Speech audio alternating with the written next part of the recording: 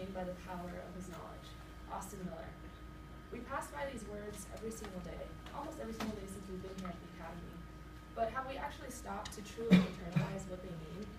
If you look around and see the officers which surround us, you know that a lot of them have earned their master's degrees and a lot of them actually have their PhDs.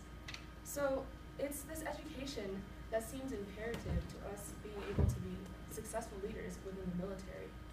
And Toussaint Louverture is a prime example of why this education is important in being a military leader. His nickname was the Black Napoleon. I just want to give you some background on his upbringing so we can really understand him. He was a slave born on the Breda plantation in northern Haiti in approximately 1743. This date is an approximation considering he was a slave, so there's no actual documentation of it. The master of his plantation was a kind man who did not thwart Toussaint's efforts to try to earn an education. He actually encouraged him to learn how to read and write. He was a passionate lover of animals, and he loved to care for the livestock within his plantation. And with the combination of his knowledge on herbs, which he learned from his African-born father, and his promotion from livestock maintainer to a coachman, he was respected really highly among his slave peers in his plantation and from the surrounding plantations as well. He took a liking to military strategy after reading a copy of Abbé Raynal's Histoire philosophique des deux Indies, published in 1774. There's a paragraph within the book that is said to motivate him. It is what motivated him to become a military leader. And I'll read you an excerpt from it. Nations of Europe, your slaves are not in need of your generosity or of your counsels, in order to break the sacrilegious yoke which oppresses them. The Negroes lack but a chief. Where is the great man? He will appear. We have no doubt of it. He will show himself. He will unfurl the sacred standard of liberty. It almost seems like this is a prophecy, but I just found it really interesting that he found this book in his home and allowed it to be his motivation. In Haiti, there were 3 separate classes: the blacks, the whites, and the mulattoes.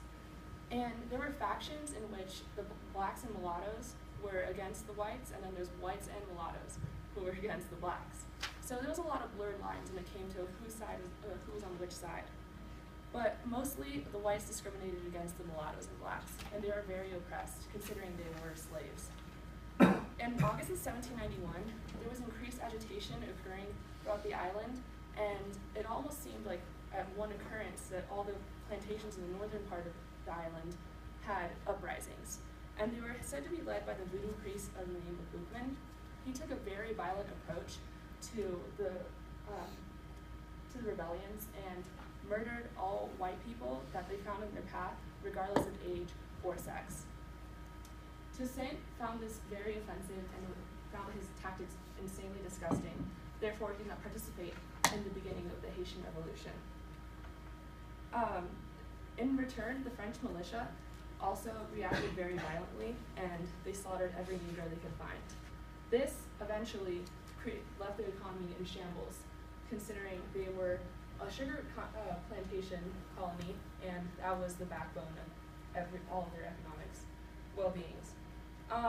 The Negroes simply held the upper hand because there was an overwhelming amount of them in comparison to their white owners. And deciding to take a stand, Toussaint gathered his peers on his plantation and offered his expertise in medicine to the standing leader, Jean-Francois, whose forces treated him coldly. Yet he earned the name of the healer throughout his time in the forces, and since he was so kind and compassionate to the people around him, even to the whites, and he would offer his expertise in healing, then he was promoted as an officer and made a brigadier general. So he stepped into command, and recalling the principles from the Manual of Arms that I mentioned previously, he taught the volunteers discipline, and he taught the officers how to practice diplomacy of some kind when dealing with friends and foes. He earned the name Louverture, and it's called the opening because of the breaches he made for his people within society. But then there's also another account that I read that said that they think it was because of the gap in his teeth. So I thought that was kind of funny.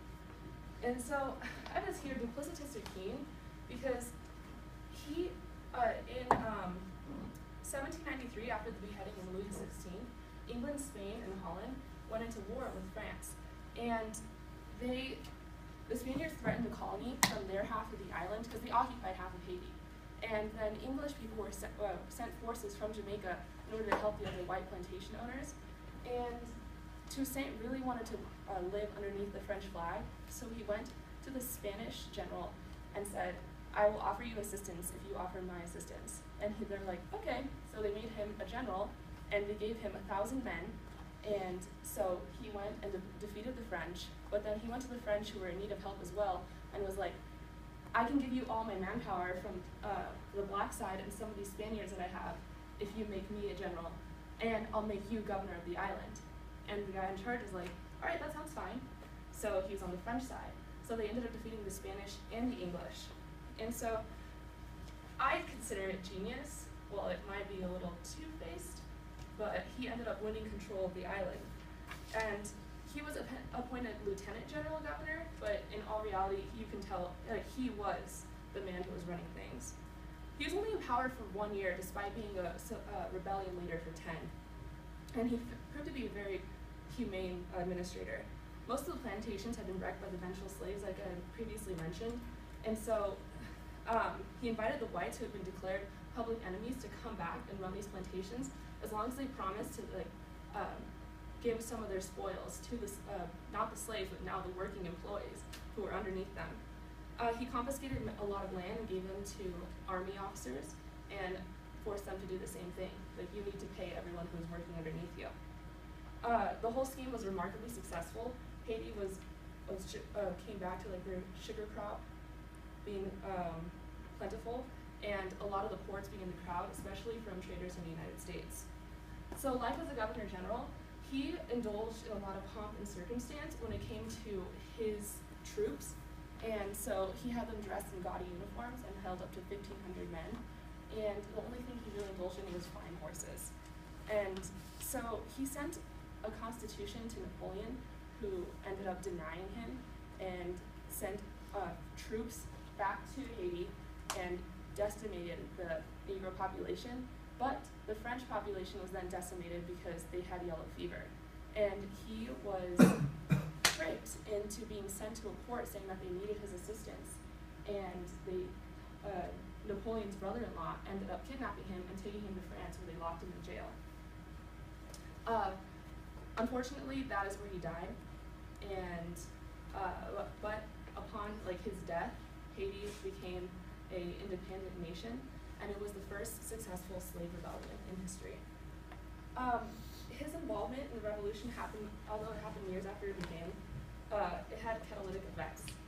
The combination of his compassion for human life and his education allowed for him as a leader who came from nothing to execute one of the greatest and most unsung acts of leadership in